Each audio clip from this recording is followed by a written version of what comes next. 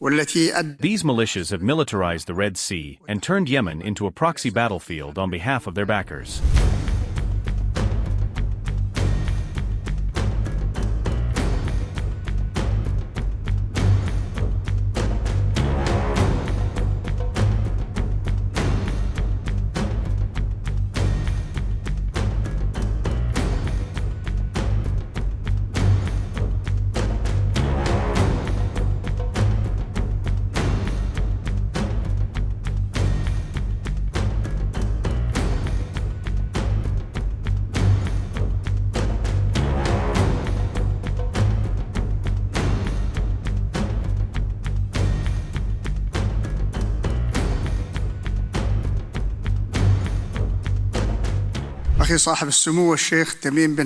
My brother, His Highness Sheikh Tamim bin Hamad Al Thani, Emir of the State of Qatar, our sister country, Your Majesties, Excellencies and Highnesses, ladies and gentlemen. Our Arab and Islamic nation today stands at a decisive moment, faced with the gravest attack that our sister country Qatar has experienced, an Israeli aggression that has crossed all red lines and violated every international law and norm. This treacherous assault confirms to all that Arab and Islamic security is indivisible, that the success of peace initiatives is conditional upon rebalancing the scales of power, and that Israeli expansionist policy and illusions of regional domination cannot be suppressed today except through collective measures that have tangible and cumulative effects.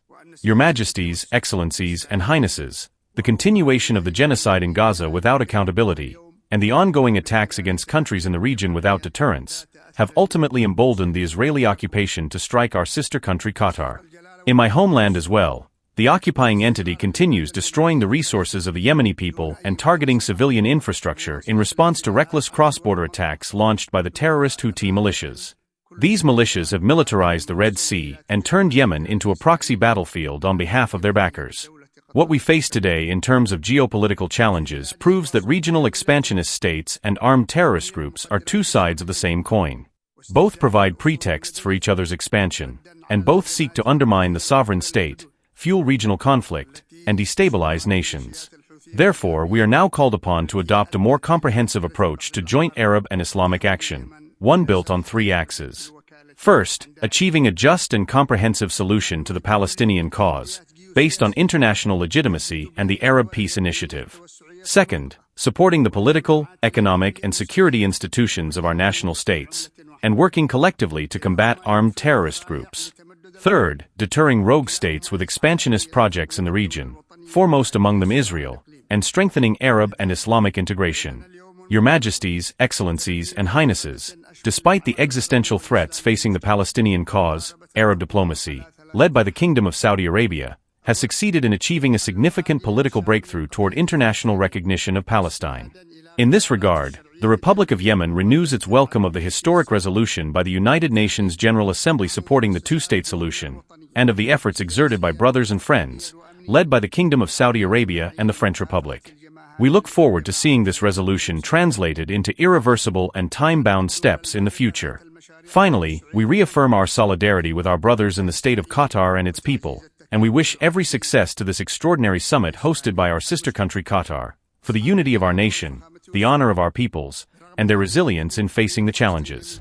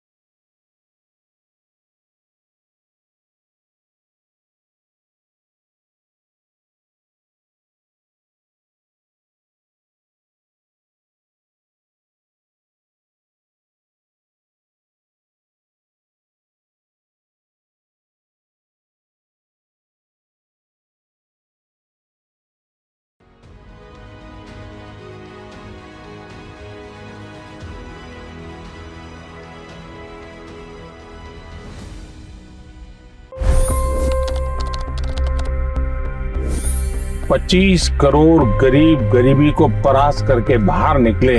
For the good of our nation, let's work together and let's truly make America great again. The fastest news breaks. Requested PM saying that look, you will have to speak to Putin and to Zelensky. The biggest newsmakers. The relationship with India is probably the most important bilateral relationship the U.S. will have for the rest of this century. The capital delivered quite an election result today. Expert analysis. The million-dollar question today is how to stop this dance of death. Ground reports. I'm standing at the crossroad of the Kumbh Mela. Behind me are more than 100 entry ghats. Long-form interviews. Exclusionary politics is reflected in Manipur case as well. You don't bother because this is a small state. Deep dive into burning issues. It's often said DRC could be the richest country in the whole world. It's because of what sits underneath. Why exactly did the US topple the Sheikh Hasina government? HT videos. We don't just break news, we break it down.